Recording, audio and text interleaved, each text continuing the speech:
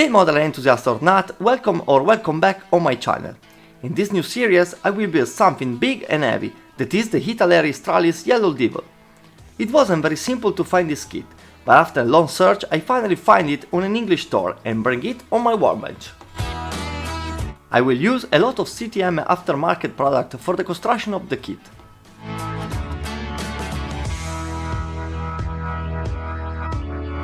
So let's start by cutting the part from the sprue, and after that we have to sand and clean them with cutter and files. Italeri made a great work on the frame of this kit, so why don't enhance a little more by opening all the holes representing on the frame? I started this task by using a hand mini drill, but then I chose to continue with my proxon for speed up the process.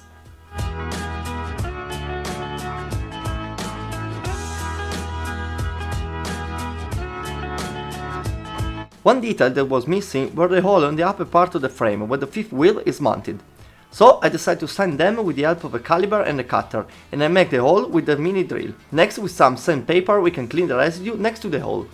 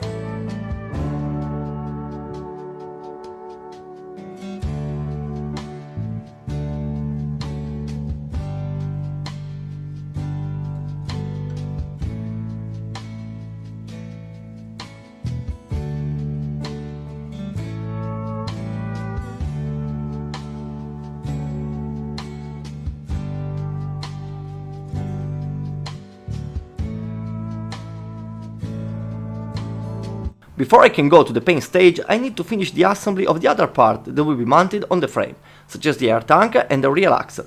Next, I clean the junction from the part with files and sandpaper.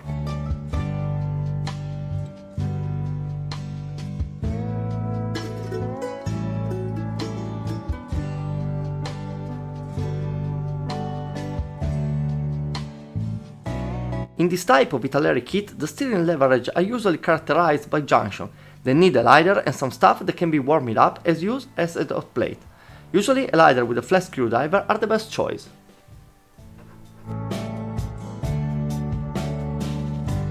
Now I join the two parts of the frame using the crossbar. I have to pay attention to the alignment, or the result will be a completely crooked truck.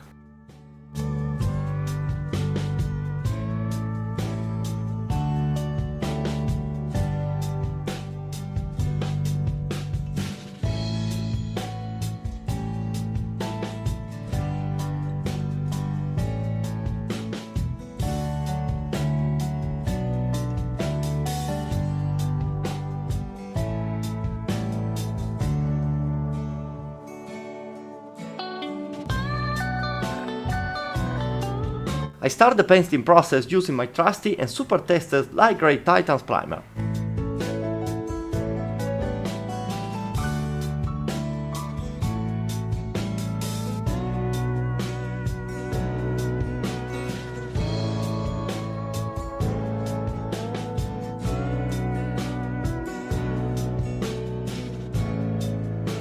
The base color of the frame will be a 50% mix of black Tamiya X1 and white Tamiya X2, 50% diluted with the lacquer thinner, the one with the yellow cap.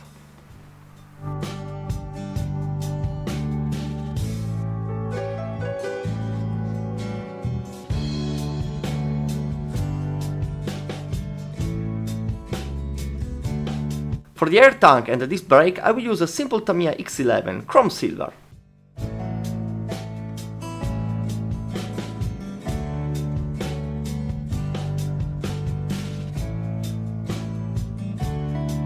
I add a little of white to the base color and apply some modulation on the paint of the frame.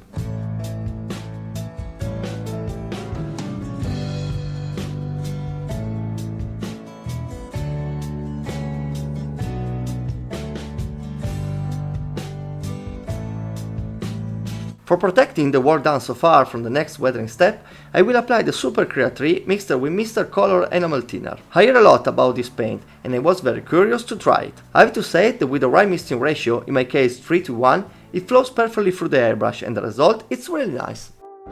I use some Tamiya X19 for creating some dirty shade on the disc brake.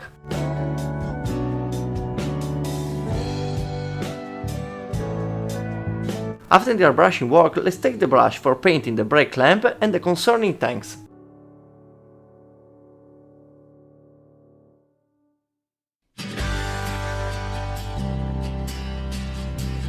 I decided to put some attention on the brake, so I'm going to paint the rust on this side and adding some more soiling of smoke and dirt with black and rusty pigment. I have no idea if some of this work will be visible after the model will be complete, but I do that as a style exercise.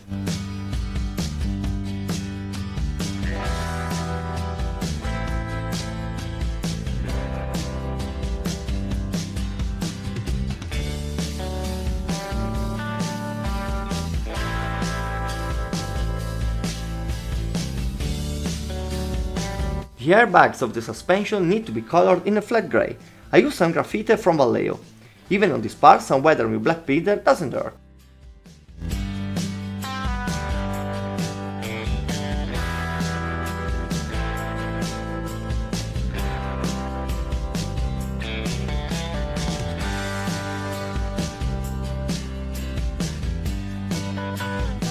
Finally, the painting process is finished and we can jump to the assembly stage of the component.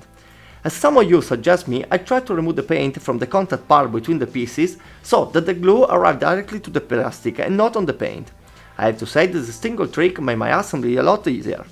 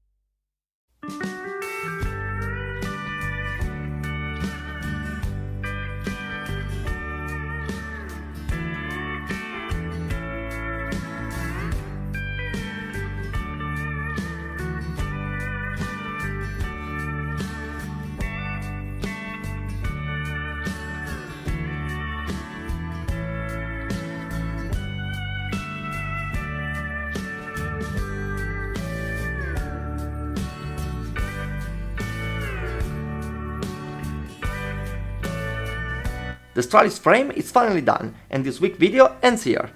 The quality of this Italeri set is really good and I think that this kit will be a nice and funny modeling challenge. I greet you and thank you and I'll wait for you on the next week, always here in the Rotos garage. And remember that collecting kits is fun, but collecting model even more. Bye bye!